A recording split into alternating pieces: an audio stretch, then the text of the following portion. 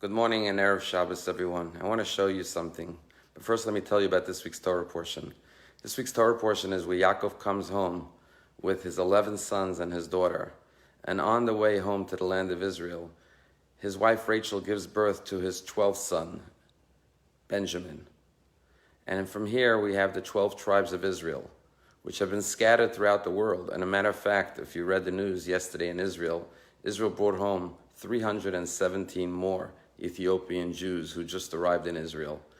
The entire Jewish nation was founded on Jacob's 12 sons in this week's Torah portion, the Bnei Yisrael, the children of Israel.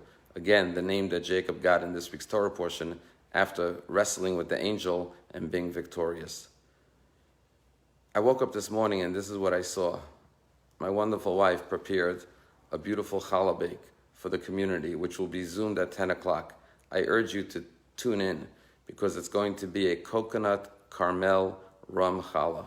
Let me just turn the camera around and show you how the entire kitchen is prepared for this beautiful challah bake. Of course, we have the ingredients, but more than that, we have a beautiful preparation for a beautiful challah bake, which is not the challah your mother made, because like I said, it's coconut caramel challah with rum in it. Imagine that. But the question that people often ask is, why is challah braided? And why is it that all challah is made in the same shape? So it actually ties back to this week's Torah portion.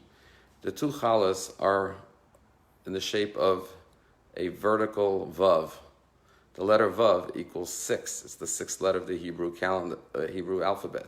Two challahs side by side is 6 and 6, which again reminds us of the unity of the 12 tribes of Israel. But furthermore, if you're really good, you know how to braid a 6-stranded challah.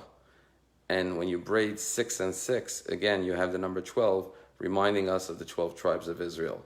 And interbraided and twined reminds us that all Jews, even though we're scattered all over the world, we're all keeping the same Shabbat, bringing in the day of sanctity and holiness wherever we are around the world. And even though we're in our homes and Jews around the world are celebrating their homes, we are also all unified as one. And so as we go into the Shabbat, just zoom in so you could have a beautiful coconut caramel rum challah on your Shabbos table. You may have to make a shechayanu because it may be the first time in your life that you're having a coconut caramel rum challah.